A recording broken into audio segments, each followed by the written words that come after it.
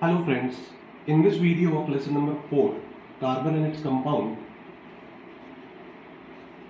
we will see the process of saponification.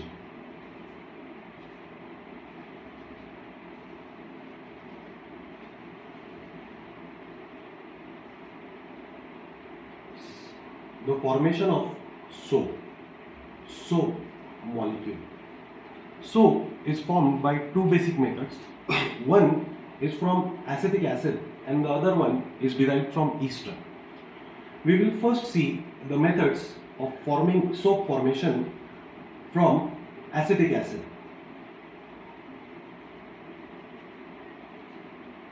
Acetic acid, also known as ethanoic acid,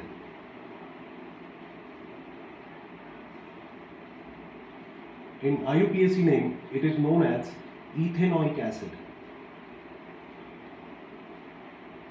Ethanoic acid.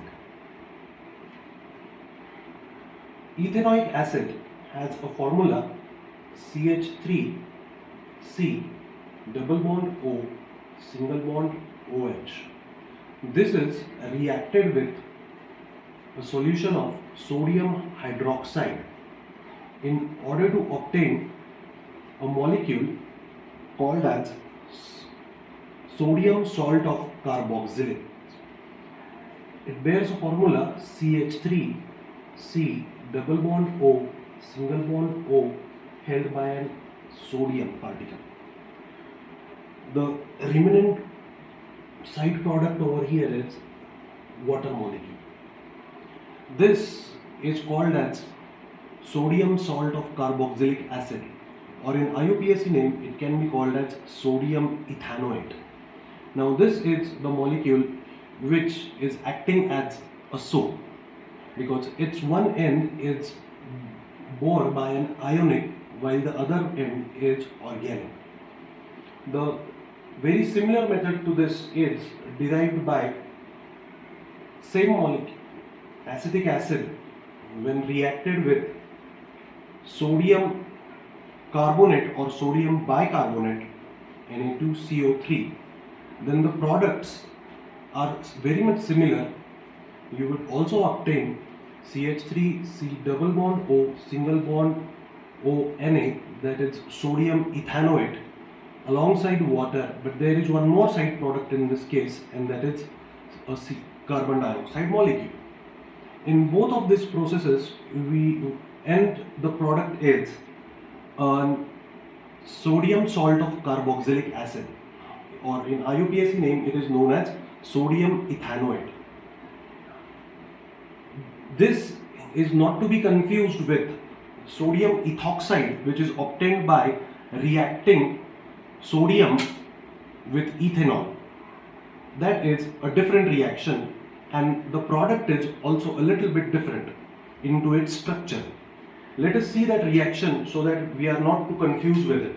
I will write it with another marker. In this reaction, ethanol molecule C2H5OH is reacted with sodium. Now do remember a reaction in which when an acid reacts with metal, hydrogen gas was liberated. Similarly, in this reaction also a liberation of hydrogen gas takes place and formation of C2H5ONa takes place. This is not the same molecule. This is sodium ethoxide along with liberation of hydrogen gas.